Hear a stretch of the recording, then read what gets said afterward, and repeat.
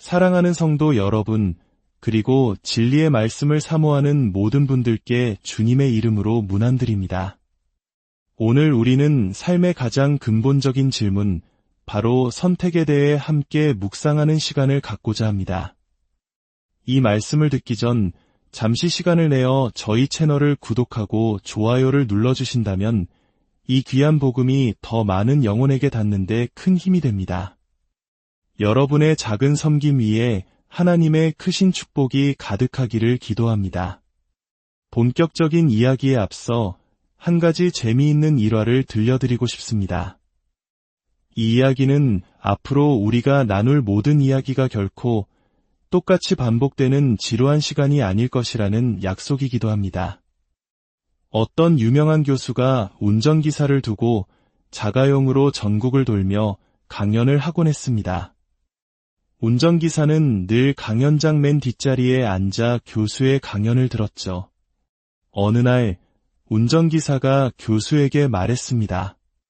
교수님, 제가 교수님 강연을 1000번은 넘게 들은 것 같습니다.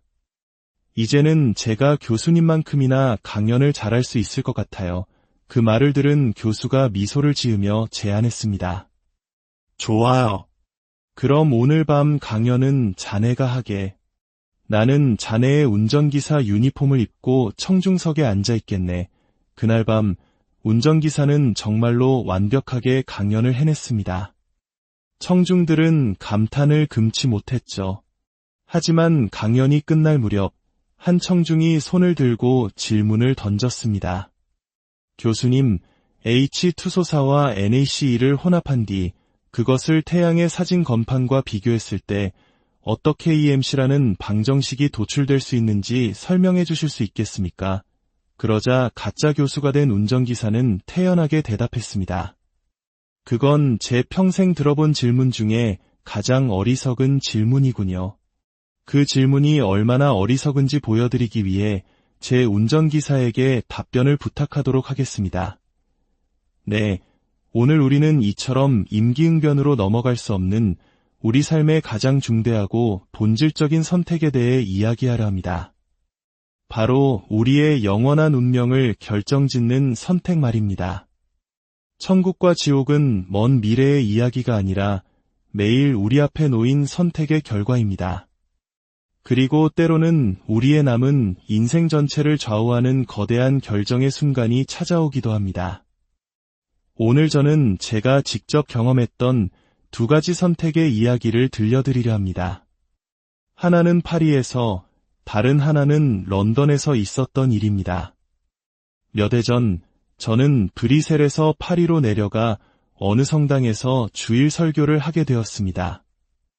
저는 작은 호텔에 머물렀는데 옆방에서 한 영국인 남자가 피아노를 치고 있었습니다. 연주가 무척 훌륭해서 저는 그에게 칭찬을 건네며 저녁 식사를 함께 하자고 제안했습니다. 그는 놀라며 말했습니다. 저는 평생 목사님과는 대화해 본 적이 없는데요. 저는 웃으며 답했죠. 우리도 별다를 것 없는 사람입니다. 핀으로 찌르면 똑같이 아파서 펄쩍 뛸걸요. 작은 식당에 마주 앉자 그가 자신의 고민을 털어놓았습니다. 목사님, 혹시 어려운 질문에 답을 해주시기도 하나요? 제 문제는 이것입니다. 저는 제 평생 단 한 명의 선한 남자나 선한 여자를 만나본 적이 없습니다. 그는 말을 이어갔습니다. 바로 저쪽 테이블에서 있었던 일입니다. 작년 2월 11일 한 여인이 커피잔에 든 각설탕을 깨려고 애쓰고 있었죠. 제가 가서 대신 깨주었고 그녀는 자기 남편이 얼마나 못되게 구는지 하소연했습니다. 저는 그녀에게 저와 함께 살자고 했고 그녀는 그러겠다고 했습니다. 하지만 저는 보통 1년쯤 지나면 모든 여자에게 실증이 납니다. 그래서 오늘 아침에 그녀의 옷가지를 전부 싸서 호텔 관리인에게 맡겨두고 나왔습니다. 그가 주머니에서 쪽지 한 장을 꺼내 보여주었습니다. 그런데 그녀가 제 마음을 눈치채고 이런 쪽지를 남겼더군요. 쪽지에는 이렇게 쓰여 있었습니다. 자기, 만약 우리의 기념일인 2월 11일까지 나와 함께 사는 걸 거부한다면 난 생강에 몸을 던져 목숨을 끊겠어. 그가 제게 물었습니다. 목사님, 그녀의 자살을 막기 위해 제가 그녀와 계속 함께 살아도 괜찮을까요? 저는 단호하게 대답했습니다. 안 됩니다. 선한 결과를 얻기 위해 악을 행해서는 안 됩니다. 그리고 더 중요한 것은 그녀는 자살하지 않을 겁니다. 밤 11시가 되었을 때 그는 저를 호텔까지 바래다 주겠다고 했습니다. 저는 말했죠. 나는 호텔로 가지 않고 몽마르트 언덕으로 갈 겁니다. 그가 기가 막힌다는 듯이 말했습니다. 이제 좀 괜찮은 사람인가 싶었더니 그 지옥 같은 곳에 가신다고요. 몽마르트 언덕에는 술집만 있는 게 아닙니다. 그곳에는 사크레케르 대성당이라는 위대한 성전이 있지요. 지난 50년이 넘는 세월 동안 매일 밤 수많은 사람들이 그곳에서 밤을 새워 기도합니다. 저는 그를 설득하여 함께 가자고 했습니다. 그가 물었습니다. 얼마나 계실 건가요? 제가 답했습니다. 나는 밤을 샐 생각이지만 당신이 떠나고 싶을 때 떠나겠습니다. 하지만 그는 파리 위로 아침 해가 떠오를 때까지 미동도 하지 않았습니다. 제가 아침 미사를 집전하고 언덕을 내려오는 길에 그가 제게 말했습니다. 파리에 머물면서 제가 선해지는 법을 가르쳐 주시겠어요? 제 평생 선함이라는 것을 마주한 것은 오늘이 처음입니다. 저는 그날 밤 8시에 그와 만나기로 약속했습니다. 약속 장소에 나타난 그는 다른 여자와 함께였습니다. 그리고는 아무렇지 않게 말했습니다. 우리 셋이 같이 저녁이나 하러 가시죠. 저는 단호하게 말했습니다. 아니요. 오늘은 사교의 밤이 아닙니다. 당신은 선택을 해야 합니다. 저 여자와 함께 갈 것인지 아니면 저와 함께 갈 것인지. 그는 잠시 뜰을 서성이다가 돌아와서 말했습니다. 목사님, 저는 그녀와 함께 가겠습니다. 그것이 그 이야기의 끝입니다. 그는 위대한 은혜를 체험하고도 결국 악을 선택했습니다. 부디 그가 죽기 전에 몽마르트 언덕에서의 그 밤을 기억하고 주님께 돌아오기를 기도할 뿐입니다. 이제 또 다른 종류의 선택, 선을 향한 선택에 대한 이야기를 해보겠습니다. 저는 런던의 소호지구에 있는 한 교회에서 꽤 오랜 시간 사역한 적이 있습니다. 1월의 어느 추운 아침이었습니다. 런던 특유의 짙은 안개가 깔려 있었고 제가 교회 문을 열자 한 여인이 힘없이 안으로 쓰러져 들어왔습니다. 제가 물었습니다. 어떻게 이곳에 오게 되셨나요? 그녀는 몽롱한 상태로 되물었습니다. 여기가 어디죠? 신부님, 그녀는 저를 가톨릭 신부로 착각했던 겁니다. 저는 목사입니다. 라고 정정해 주었죠. 그녀는 말했습니다. 아, 저도 한때는 신앙이 있었지만 이젠 아니에요. 취하셨군요. 네, 취했어요. 저는 말했습니다. 남자들은 술이 좋아서 마시지만 여자들은 무언가가 싫어서 술을 마시죠. 무엇으로부터 도망치고 있었나요? 그녀가 대답했습니다. 3명의 남자요. 저는 그들 모두를 사랑했는데 그들이 그 사실을 눈치채기 시작했어요. 그래서 취해버렸어요. 저는 교회 맞은편 광고판을 가리키며 물었습니다. 저기 저 광고에 있는 사람이 당신인가요? 거기에는 한 뮤지컬 코미디 포스터가 붙어 있었습니다. 그녀가 대답했습니다. 네, 제가 저 뮤지컬의 주연 배우예요. 저는 밤새 추위했던 그녀를 위해 따뜻한 커피 한 잔을 타주었습니다. 그녀가 고맙다고 하자 저는 말했습니다. 아니요, 오늘 오후에 다시 와서 고맙다고 하세요. 그녀는 조건을 걸었습니다. 그렇게 할게요. 단, 저에게 신앙 상담을 받으라고 권하지 않겠다고 약속해 주세요. 저는 약속했습니다. 좋습니다. 신앙 상담을 권하지 않겠습니다. 그녀는 재차 다짐을 받았습니다. 정말로 약속하시는 겁니다. 저는 다시 한번 말했습니다. 정말로 약속합니다. 그녀는 그날 오후에 다시 찾아왔습니다.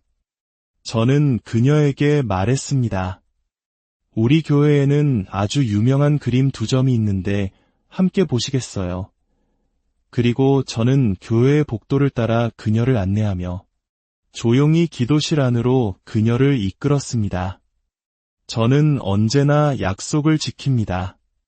저는 상담을 권하지 않았을 뿐입니다. 2년 후 저는 수녀원에서 서원식을 하는 그녀에게 베일을 씌워주었습니다. 그녀는 모든 것을 버리고 주님께 헌신하는 삶을 택한 것입니다.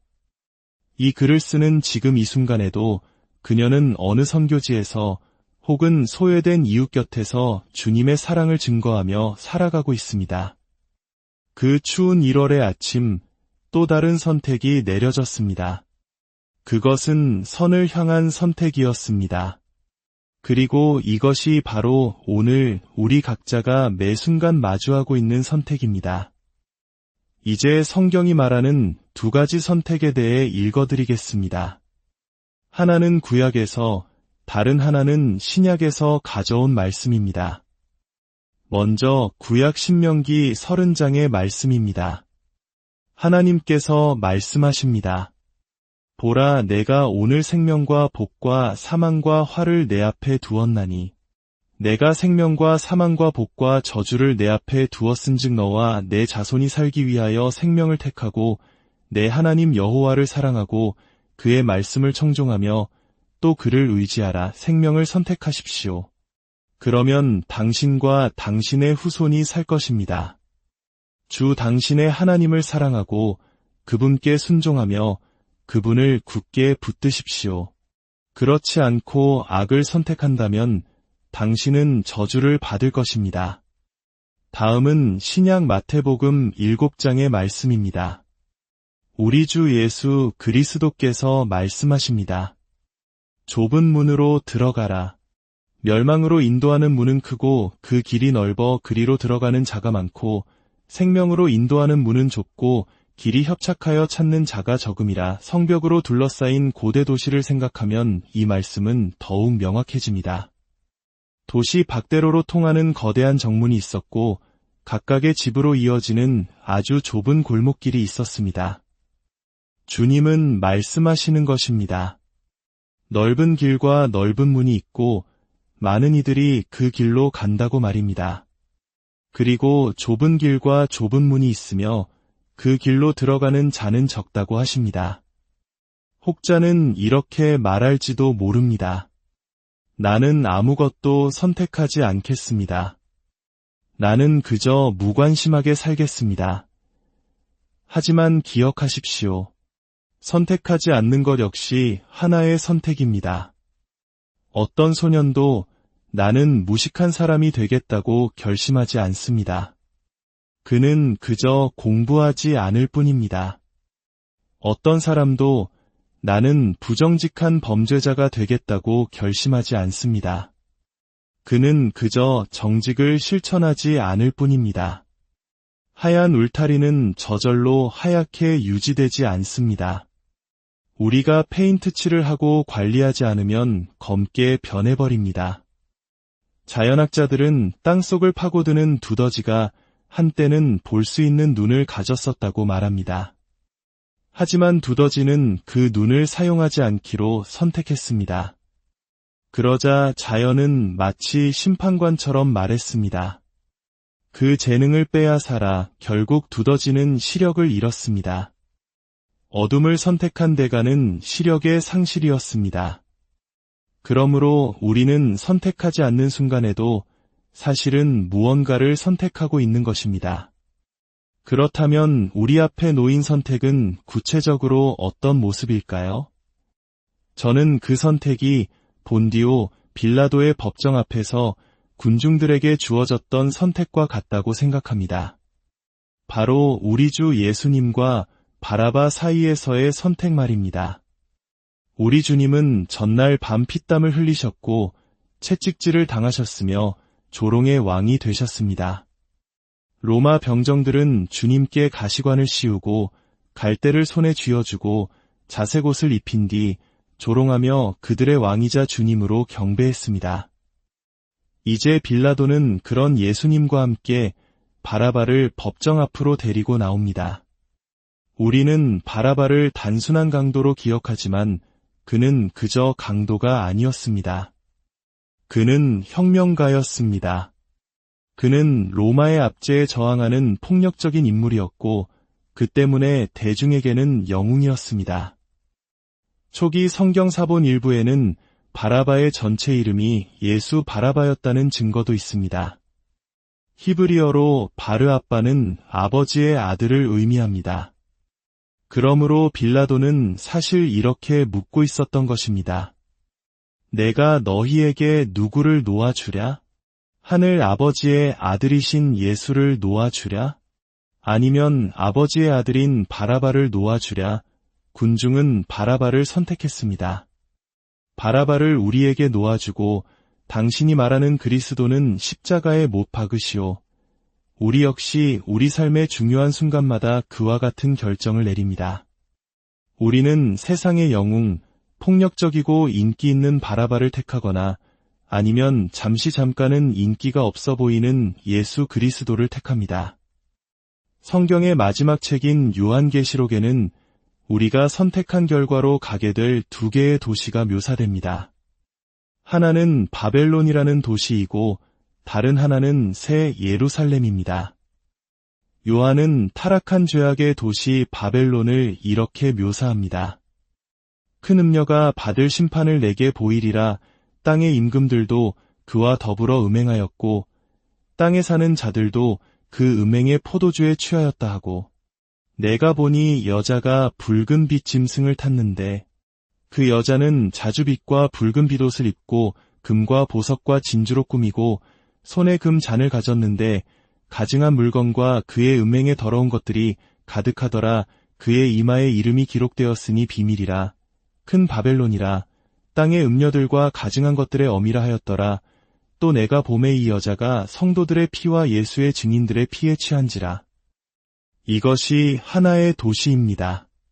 그리고 우리가 가야 할 다른 도시, 새 예루살렘은 이렇게 묘사됩니다. 이리 오라. 내가 신부 곧 어린 양의 아내를 내게 보이리라 하고 하늘에서 내려오는 거룩한 성 예루살렘을 보이니 하나님의 영광이 있어 그 성의 빛이 지극히 귀한 보석 같고 벽옥과 수정같이 막더라. 어린 양은 우리 주 예수 그리스도이시며 어린 양의 아내는 바로 우리 주님의 교회입니다. 궁극적으로 우리의 선택은 우리를 이 두 도시 중 한 곳으로 이끌 것입니다. 초대 교회의 위대한 성인 어거스틴은 젊은 시절 방탕한 삶을 살았습니다. 그는 종종 이렇게 기도했다고 합니다. 주님, 저를 선하게 만들어주소서. 하지만 지금은 말고요. 우리 모두가 한 번쯤 해봤을 법한 기도입니다. 그러던 어느 날 그는 정원에서 곤유에 빠져 있었습니다. 영의 길을 따를 것인가, 육의 길을 따를 것인가. 그때 어린아이의 목소리를 들었습니다. 집어들고 읽어라. 그는 로마서를 집어들고 읽었습니다. 방탕하거나 술 취하지 말며 음란하거나 호색하지 말며 오직 주 예수 그리스도로 옷 입고 정욕을 위하여 육신의 일을 도모하지 말라. 그날 어거스틴은 그리스도를 따르기로 선택했고 교회의 위대한 인물이 되었습니다. 심지어 이교도들조차 위대한 선택을 했습니다. 그리스도께서 오시기 5대 6세기 전 고대의 위대한 스승 소크라테스는 절대적인 도덕과 유일신이 존재한다고 가르쳤습니다. 이는 당시 아테네에서는 국가에 대한 범죄였습니다. 그는 사형을 선고받았지만 그의 명성과 선함 때문에 탈출할 기회가 주어졌습니다. 하지만 소크라테스는 탈출을 거부하며 말했습니다. 나는 하나님께서 인도하시는 어떤 길이든 따를 것이다. 그리고 그는 독배를 마셨습니다. 사랑하는 여러분, 오늘 당신의 삶은 위대한 선택의 교차로 앞에 서 있습니다. 오늘 당신은 어떤 길을 선택하시겠습니까? 세상의 영웅인 바라바를 택하시겠습니까? 아니면 온유하고 겸손하신 예수 그리스도를 택하시겠습니까? 넓고 편하지만 멸망으로 인도하는 길을 가시겠습니까? 아니면 좁고 험하지만 생명으로 인도하는 길을 가시겠습니까? 이 질문이 오늘 밤 여러분의 마음을 떠나지 않기를 바랍니다. 그리고 여러분의 선택이 영원한 생명의 도시, 새 예루살렘을 향한 것이 되기를 소망합니다. 주님의 은혜와 평강이 이 말씀을 듣는 모든 분들 위해, 그리고 여러분의 가정과 삶의 모든 영역 위에 충만히 함께 하시기를 우리 주 예수 그리스도의 이름으로 간절히 사랑하는 성도 여러분, 그리고 진리의 말씀을 사모하는 모든 분들께 주님의 이름으로 문안드립니다. 오늘 우리는 삶의 가장 근본적인 질문, 바로 선택에 대해 함께 묵상하는 시간을 갖고자 합니다. 이 말씀을 듣기 전 잠시 시간을 내어 저희 채널을 구독하고 좋아요를 눌러주신다면 이 귀한 복음이 더 많은 영혼에게 닿는 데 큰 힘이 됩니다. 여러분의 작은 섬김 위에 하나님의 크신 축복이 가득하기를 기도합니다. 본격적인 이야기에 앞서 한 가지 재미있는 일화를 들려드리고 싶습니다. 이 이야기는 앞으로 우리가 나눌 모든 이야기가 결코 똑같이 반복되는 지루한 시간이 아닐 것이라는 약속이기도 합니다. 어떤 유명한 교수가 운전기사를 두고 자가용으로 전국을 돌며 강연을 하곤 했습니다. 운전기사는 늘 강연장 맨 뒷자리에 앉아 교수의 강연을 들었죠. 어느 날 운전기사가 교수에게 말했습니다. 교수님, 제가 교수님 강연을 1000번은 넘게 들은 것 같습니다. 이제는 제가 교수님만큼이나 강연을 잘할 수 있을 것 같아요. 그 말을 들은 교수가 미소를 지으며 제안했습니다. 좋아요. 그럼 오늘 밤 강연은 자네가 하게. 나는 자네의 운전기사 유니폼을 입고 청중석에 앉아 있겠네. 그날 밤 운전기사는 정말로 완벽하게 강연을 해냈습니다. 청중들은 감탄을 금치 못했죠. 하지만 강연이 끝날 무렵 한 청중이 손을 들고 질문을 던졌습니다. 교수님, H2소사와 NaCE를 혼합한 뒤 그것을 태양의 사진 건판과 비교했을 때 어떻게 EMC라는 방정식이 도출될 수 있는지 설명해 주실 수 있겠습니까? 그러자 가짜 교수가 된 운전기사는 태연하게 대답했습니다. 그건 제 평생 들어본 질문 중에 가장 어리석은 질문이군요. 그 질문이 얼마나 어리석은지 보여드리기 위해 제 운전기사에게 답변을 부탁하도록 하겠습니다. 네, 오늘 우리는 이처럼 임기응변으로 넘어갈 수 없는 우리 삶의 가장 중대하고 본질적인 선택에 대해 이야기하려 합니다. 바로 우리의 영원한 운명을 결정짓는 선택 말입니다. 천국과 지옥은 먼 미래의 이야기가 아니라 매일 우리 앞에 놓인 선택의 결과입니다. 그리고 때로는 우리의 남은 인생 전체를 좌우하는 거대한 결정의 순간이 찾아오기도 합니다. 오늘 저는 제가 직접 경험했던 2가지 선택의 이야기를 들려드리려 합니다. 하나는 파리에서, 다른 하나는 런던에서 있었던 일입니다. 몇 해 전 저는 브뤼셀에서 파리로 내려가 어느 성당에서 주일 설교를 하게 되었습니다. 저는 작은 호텔에 머물렀는데 옆방에서 한 영국인 남자가 피아노를 치고 있었습니다. 연주가 무척 훌륭해서 저는 그에게 칭찬을 건네며 저녁 식사를 함께 하자고 제안했습니다. 그는 놀라며 말했습니다. 저는 평생 목사님과는 대화해 본 적이 없는데요. 저는 웃으며 답했죠. 우리도 별다를 것 없는 사람입니다.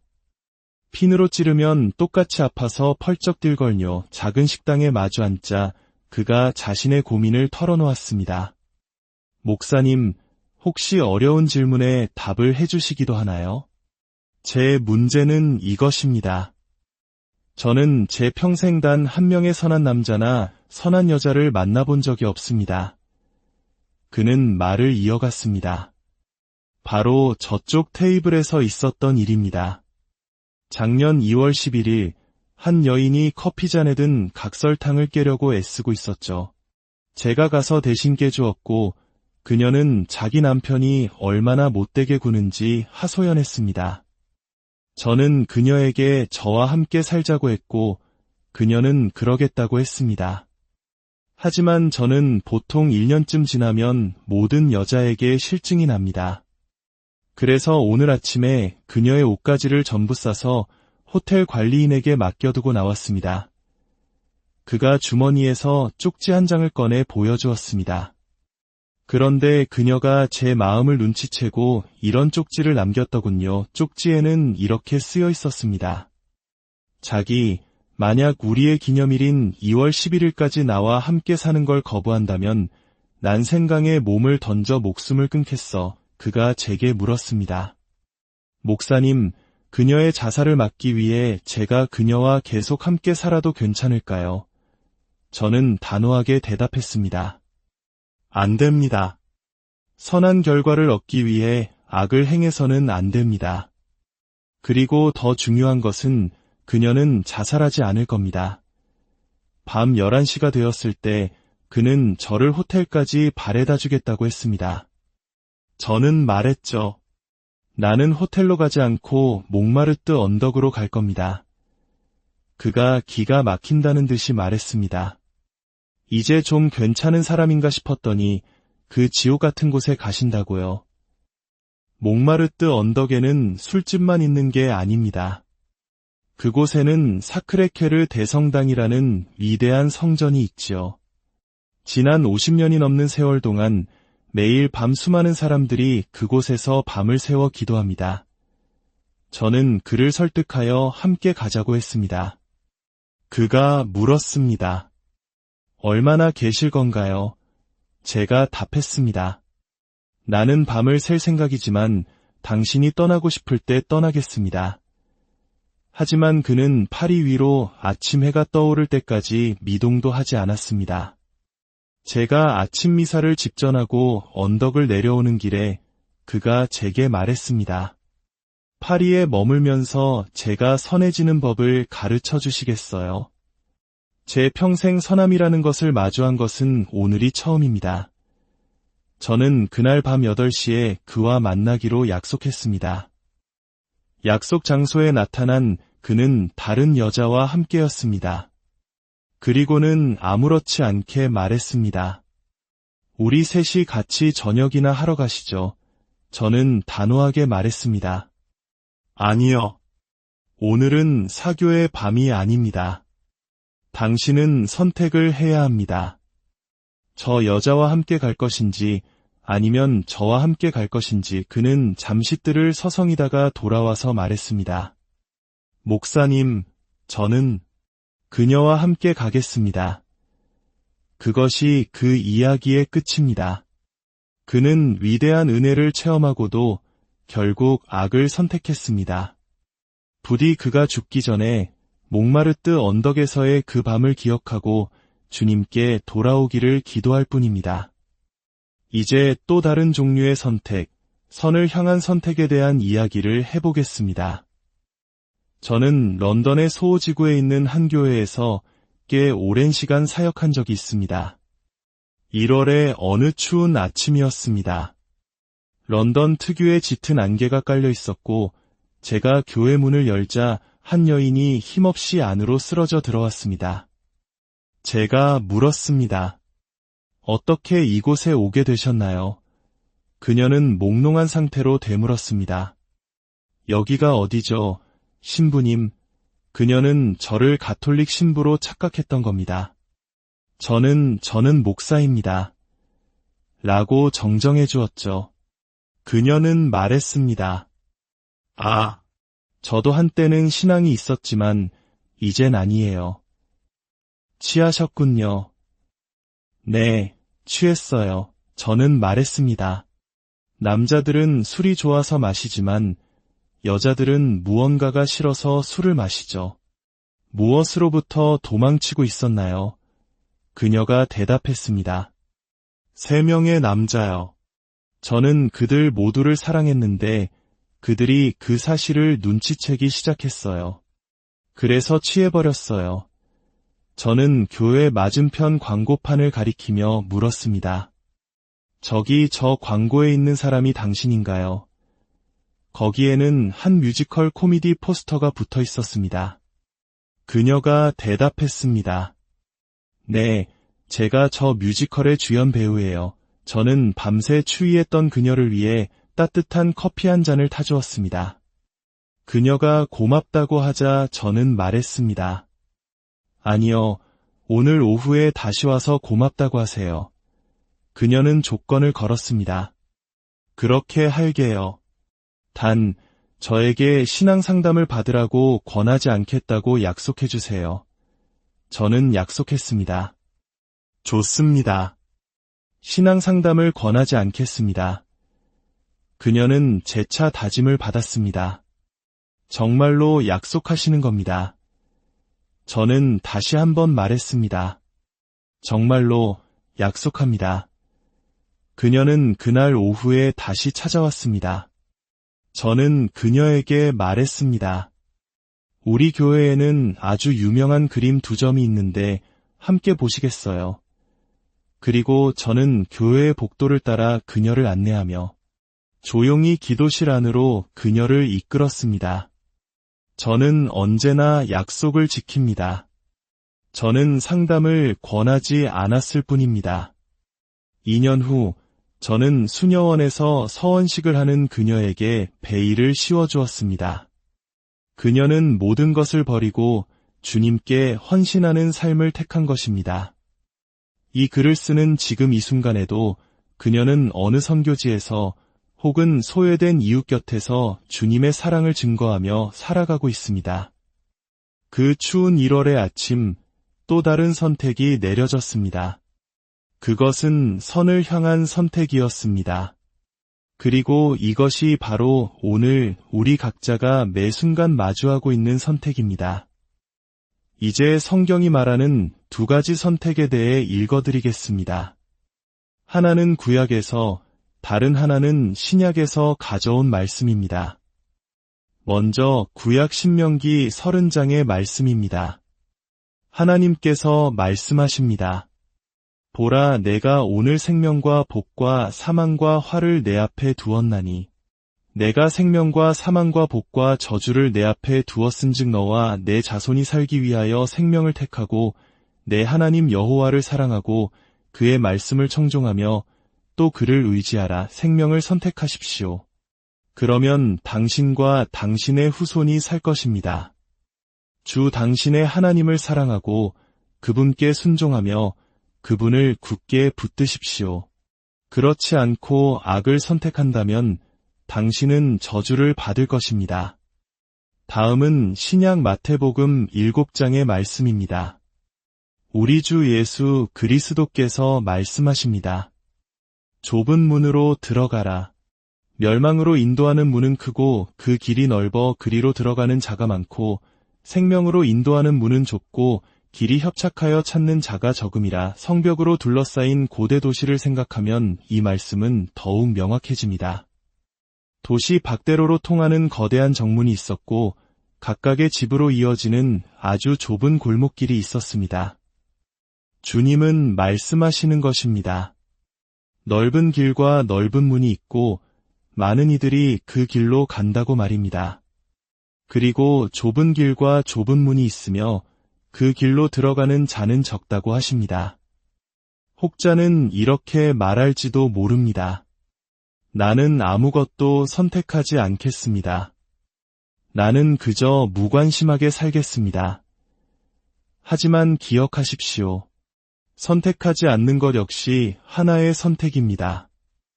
어떤 소년도 나는 무식한 사람이 되겠다고 결심하지 않습니다.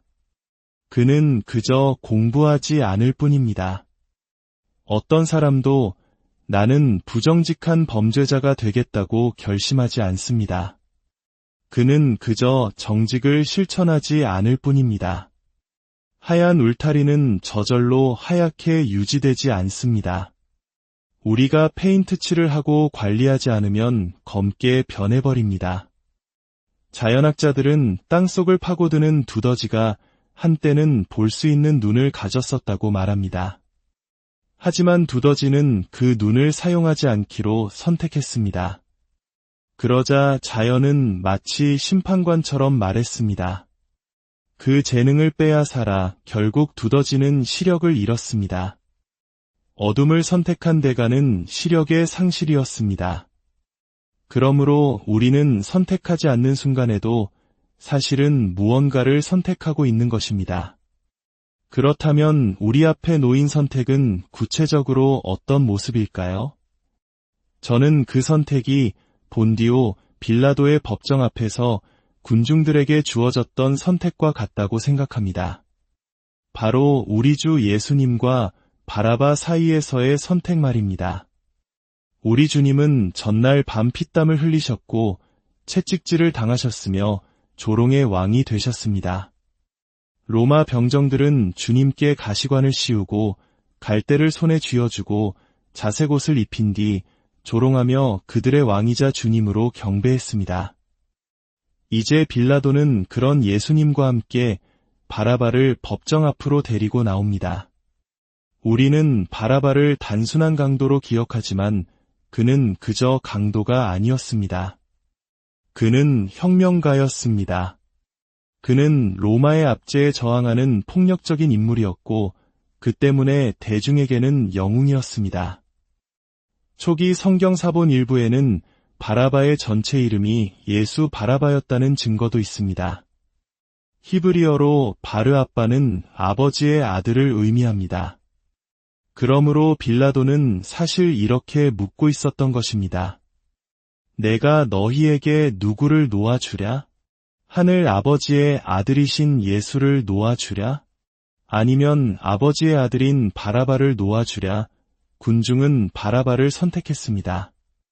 바라바를 우리에게 놓아주고 당신이 말하는 그리스도는 십자가에 못 박으시오. 우리 역시 우리 삶의 중요한 순간마다 그와 같은 결정을 내립니다. 우리는 세상의 영웅, 폭력적이고 인기 있는 바라바를 택하거나 아니면 잠깐은 인기가 없어 보이는 예수 그리스도를 택합니다. 성경의 마지막 책인 요한계시록에는 우리가 선택한 결과로 가게 될 두 개의 도시가 묘사됩니다. 하나는 바벨론이라는 도시이고 다른 하나는 새 예루살렘입니다. 요한은 타락한 죄악의 도시 바벨론을 이렇게 묘사합니다. 큰 음녀가 받을 심판을 내게 보이리라.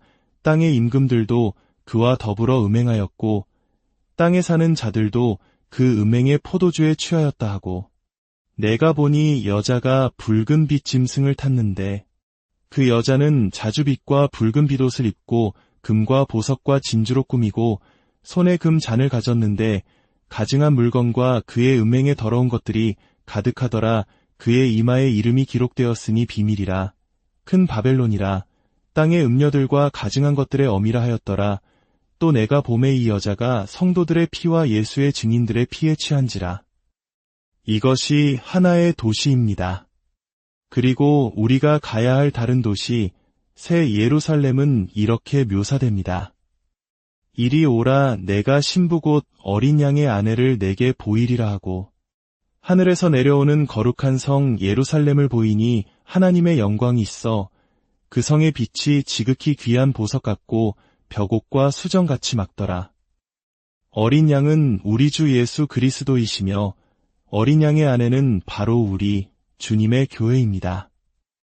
궁극적으로 우리의 선택은 우리를 이 두 도시 중 한 곳으로 이끌 것입니다. 초대 교회의 위대한 성인 어거스틴은 젊은 시절 방탕한 삶을 살았습니다. 그는 종종 이렇게 기도했다고 합니다. 주님, 저를 선하게 만들어주소서. 하지만 지금은 말고요. 우리 모두가 한 번쯤 해봤을 법한 기도입니다. 그러던 어느 날 그는 정원에서 곤유에 빠져 있었습니다. 영의 길을 따를 것인가, 육의 길을 따를 것인가. 그때 어린아이의 목소리를 들었습니다. 집어들고 읽어라. 그는 로마서를 집어들고 읽었습니다. 방탕하거나 술 취하지 말며 음란하거나 호색하지 말며 오직 주 예수 그리스도로 옷 입고 정욕을 위하여 육신의 일을 도모하지 말라. 그날 어거스틴은 그리스도를 따르기로 선택했고 교회의 위대한 인물이 되었습니다. 심지어 이교도들조차 위대한 선택을 했습니다. 그리스도께서 오시기 5대 6세기 전 고대의 위대한 스승 소크라테스는 절대적인 도덕과 유일신이 존재한다고 가르쳤습니다. 이는 당시 아테네에서는 국가에 대한 범죄였습니다. 그는 사형을 선고받았지만 그의 명성과 선함 때문에 탈출할 기회가 주어졌습니다. 하지만 소크라테스는 탈출을 거부하며 말했습니다. 나는 하나님께서 인도하시는 어떤 길이든 따를 것이다. 그리고 그는 독배를 마셨습니다. 사랑하는 여러분, 오늘 당신의 삶은 위대한 선택의 교차로 앞에 서 있습니다. 오늘 당신은 어떤 길을 선택하시겠습니까? 세상의 영웅인 바라바를 택하시겠습니까? 아니면 온유하고 겸손하신 예수 그리스도를 택하시겠습니까? 넓고 편하지만 멸망으로 인도하는 길을 가시겠습니까? 아니면 좁고 험하지만 생명으로 인도하는 길을 가시겠습니까? 이 질문이 오늘 밤 여러분의 마음을 떠나지 않기를 바랍니다. 그리고 여러분의 선택이 영원한 생명의 도시, 새 예루살렘을 향한 것이 되기를 소망합니다. 주님의 은혜와 평강이 이 말씀을 듣는 모든 분들 위해, 그리고 여러분의 가정과 삶의 모든 영역 위에 충만히 함께 하시기를 우리 주 예수 그리스도의 이름으로 간절히 사랑하는 성도 여러분, 그리고 진리의 말씀을 사모하는 모든 분들께 주님의 이름으로 문안드립니다. 오늘 우리는 삶의 가장 근본적인 질문, 바로 선택에 대해 함께 묵상하는 시간을 갖고자 합니다. 이 말씀을 듣기 전 잠시 시간을 내어 저희 채널을 구독하고 좋아요를 눌러주신다면 이 귀한 복음이 더 많은 영혼에게 닿는 데 큰 힘이 됩니다. 여러분의 작은 섬김 위에 하나님의 크신 축복이 가득하기를 기도합니다. 본격적인 이야기에 앞서 한 가지 재미있는 일화를 들려드리고 싶습니다. 이 이야기는 앞으로 우리가 나눌 모든 이야기가 결코 똑같이 반복되는 지루한 시간이 아닐 것이라는 약속이기도 합니다. 어떤 유명한 교수가 운전기사를 두고 자가용으로 전국을 돌며 강연을 하곤 했습니다. 운전기사는 늘 강연장 맨 뒷자리에 앉아 교수의 강연을 들었죠. 어느 날 운전기사가 교수에게 말했습니다. 교수님, 제가 교수님 강연을 1000번은 넘게 들은 것 같습니다.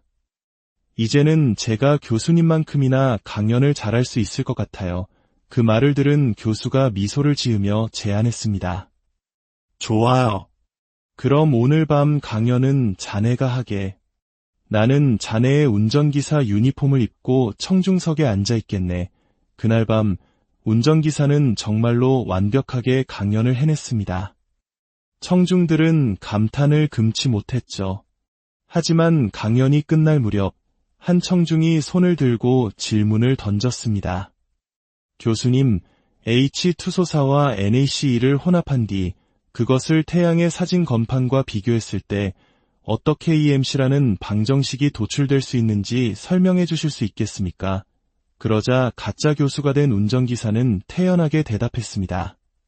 그건 제 평생 들어본 질문 중에 가장 어리석은 질문이군요. 그 질문이 얼마나 어리석은지 보여드리기 위해 제 운전기사에게 답변을 부탁하도록 하겠습니다. 네, 오늘 우리는 이처럼 임기응변으로 넘어갈 수 없는 우리 삶의 가장 중대하고 본질적인 선택에 대해 이야기하려 합니다. 바로 우리의 영원한 운명을 결정짓는 선택 말입니다. 천국과 지옥은 먼 미래의 이야기가 아니라 매일 우리 앞에 놓인 선택의 결과입니다. 그리고 때로는 우리의 남은 인생 전체를 좌우하는 거대한 결정의 순간이 찾아오기도 합니다. 오늘 저는 제가 직접 경험했던 두 가지 선택의 이야기를 들려드리려 합니다.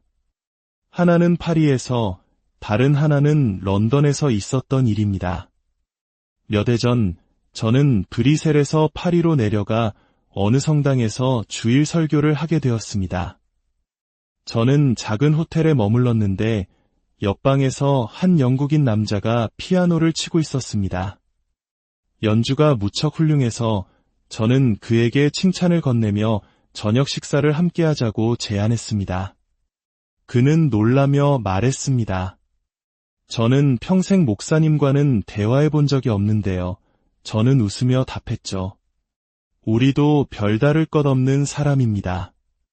핀으로 찌르면 똑같이 아파서 펄쩍 뛸걸요. 작은 식당에 마주 앉자 그가 자신의 고민을 털어놓았습니다. 목사님, 혹시 어려운 질문에 답을 해주시기도 하나요? 제 문제는 이것입니다. 저는 제 평생 단 한 명의 선한 남자나 선한 여자를 만나본 적이 없습니다. 그는 말을 이어갔습니다. 바로 저쪽 테이블에서 있었던 일입니다. 작년 2월 11일 한 여인이 커피잔에 든 각설탕을 깨려고 애쓰고 있었죠. 제가 가서 대신 깨주었고 그녀는 자기 남편이 얼마나 못되게 구는지 하소연했습니다. 저는 그녀에게 저와 함께 살자고 했고 그녀는 그러겠다고 했습니다. 하지만 저는 보통 1년쯤 지나면 모든 여자에게 실증이 납니다. 그래서 오늘 아침에 그녀의 옷가지를 전부 싸서 호텔 관리인에게 맡겨두고 나왔습니다. 그가 주머니에서 쪽지 한 장을 꺼내 보여주었습니다. 그런데 그녀가 제 마음을 눈치채고 이런 쪽지를 남겼더군요. 쪽지에는 이렇게 쓰여 있었습니다. 자기, 만약 우리의 기념일인 2월 11일까지 나와 함께 사는 걸 거부한다면 난 생강에 몸을 던져 목숨을 끊겠어. 그가 제게 물었습니다. 목사님, 그녀의 자살을 막기 위해 제가 그녀와 계속 함께 살아도 괜찮을까요? 저는 단호하게 대답했습니다. 안 됩니다. 선한 결과를 얻기 위해 악을 행해서는 안 됩니다. 그리고 더 중요한 것은 그녀는 자살하지 않을 겁니다. 밤 11시가 되었을 때 그는 저를 호텔까지 바래다 주겠다고 했습니다. 저는 말했죠. 나는 호텔로 가지 않고 몽마르트 언덕으로 갈 겁니다. 그가 기가 막힌다는 듯이 말했습니다. 이제 좀 괜찮은 사람인가 싶었더니 그 지옥 같은 곳에 가신다고요. 몽마르트 언덕에는 술집만 있는 게 아닙니다. 그곳에는 사크레케르 대성당이라는 위대한 성전이 있지요. 지난 50년이 넘는 세월 동안 매일 밤 수많은 사람들이 그곳에서 밤을 새워 기도합니다. 저는 그를 설득하여 함께 가자고 했습니다. 그가 물었습니다. 얼마나 계실 건가요? 제가 답했습니다. 나는 밤을 샐 생각이지만 당신이 떠나고 싶을 때 떠나겠습니다.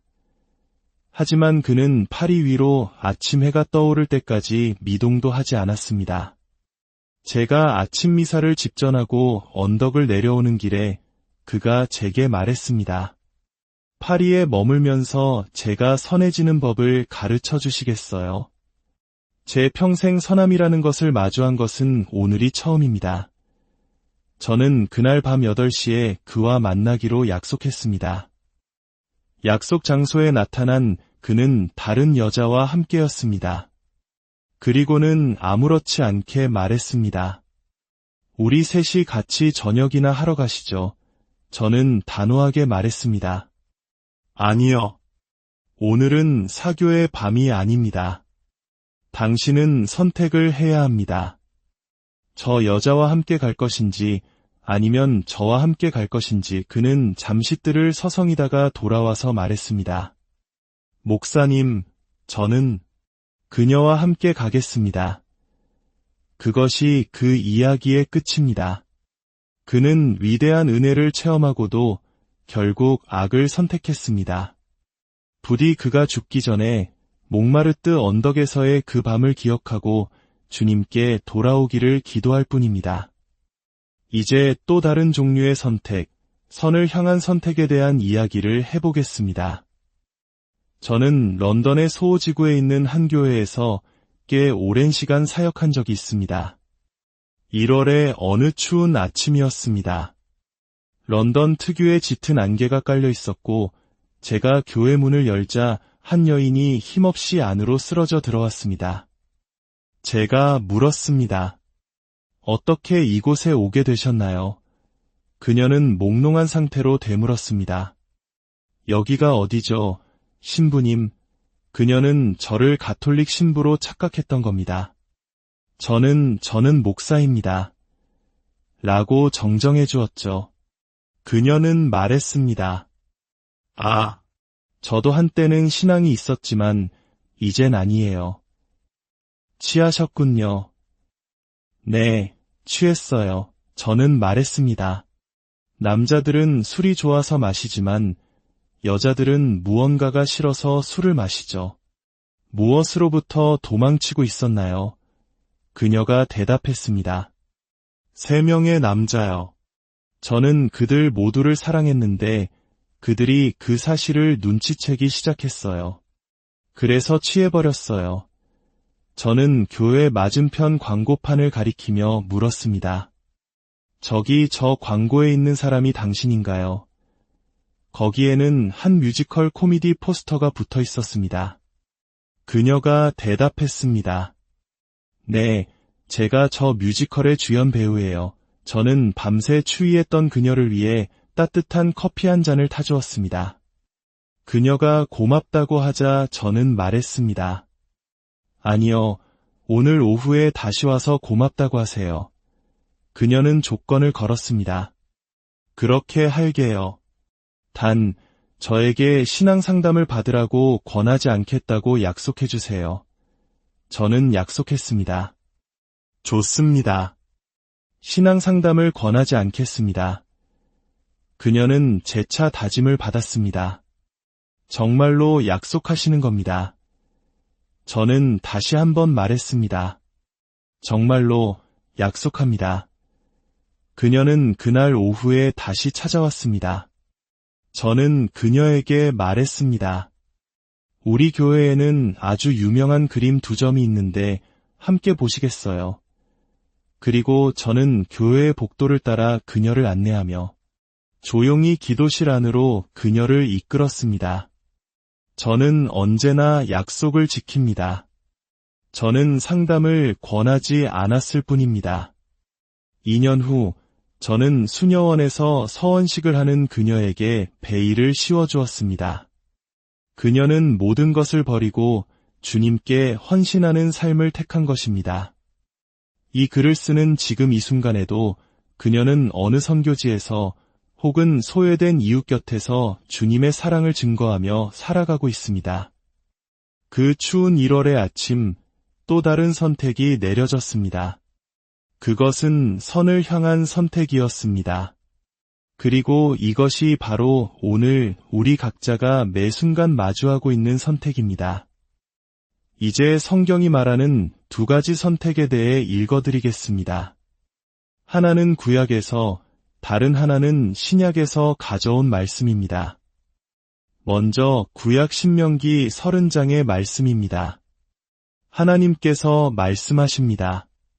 보라, 내가 오늘 생명과 복과 사망과 화를 내 앞에 두었나니 내가 생명과 사망과 복과 저주를 내 앞에 두었은즉 너와 내 자손이 살기 위하여 생명을 택하고 내 하나님 여호와를 사랑하고 그의 말씀을 청종하며 또 그를 의지하라. 생명을 선택하십시오. 그러면 당신과 당신의 후손이 살 것입니다. 주 당신의 하나님을 사랑하고 그분께 순종하며 그분을 굳게 붙드십시오. 그렇지 않고 악을 선택한다면 당신은 저주를 받을 것입니다. 다음은 신약 마태복음 7장의 말씀입니다. 우리 주 예수 그리스도께서 말씀하십니다. 좁은 문으로 들어가라. 멸망으로 인도하는 문은 크고 그 길이 넓어 그리로 들어가는 자가 많고 생명으로 인도하는 문은 좁고 길이 협착하여 찾는 자가 적음이라. 성벽으로 둘러싸인 고대 도시를 생각하면 이 말씀은 더욱 명확해집니다.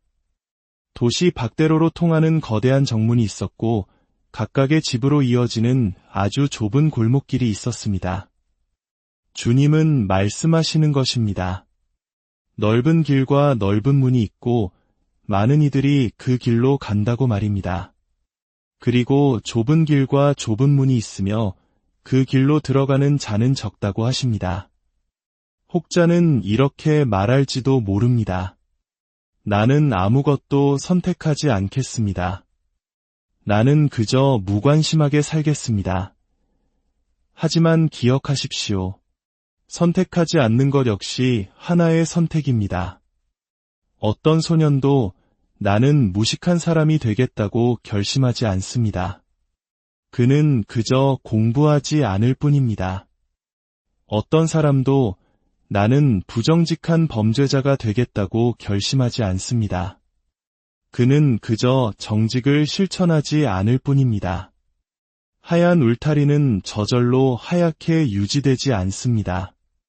우리가 페인트 칠을 하고 관리하지 않으면 검게 변해버립니다. 자연학자들은 땅속을 파고드는 두더지가 한때는 볼 수 있는 눈을 가졌었다고 말합니다. 하지만 두더지는 그 눈을 사용하지 않기로 선택했습니다.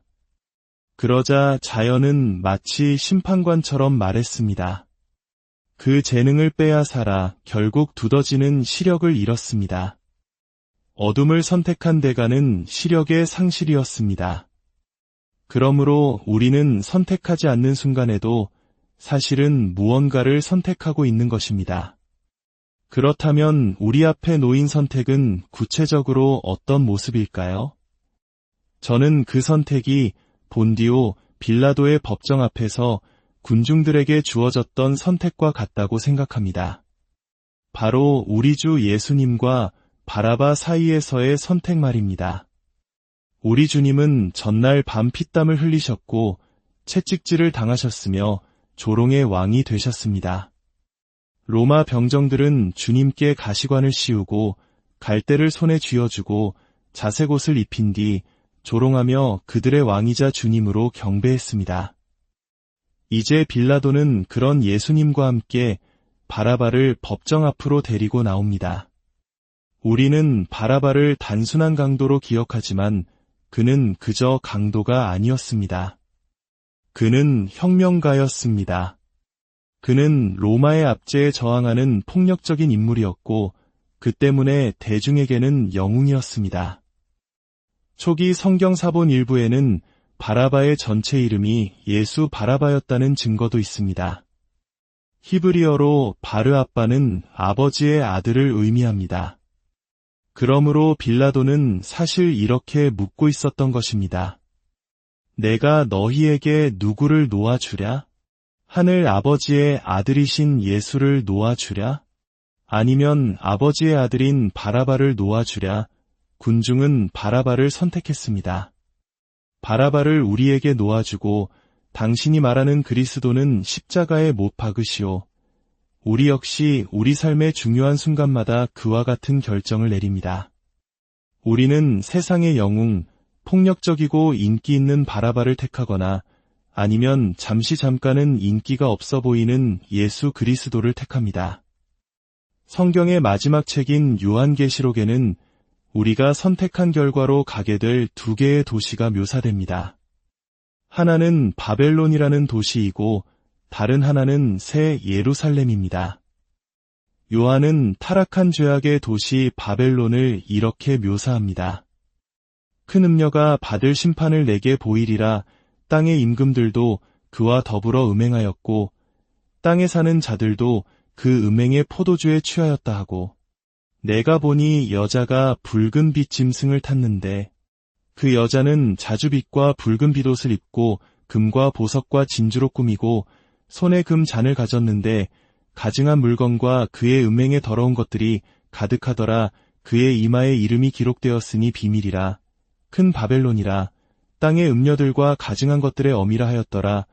또 내가 봄에 이 여자가 성도들의 피와 예수의 증인들의 피에 취한지라. 이것이 하나의 도시입니다. 그리고 우리가 가야 할 다른 도시, 새 예루살렘은 이렇게 묘사됩니다. 이리 오라 내가 신부 곧 어린 양의 아내를 내게 보이리라 하고 하늘에서 내려오는 거룩한 성 예루살렘을 보이니 하나님의 영광이 있어 그 성의 빛이 지극히 귀한 보석 같고 벽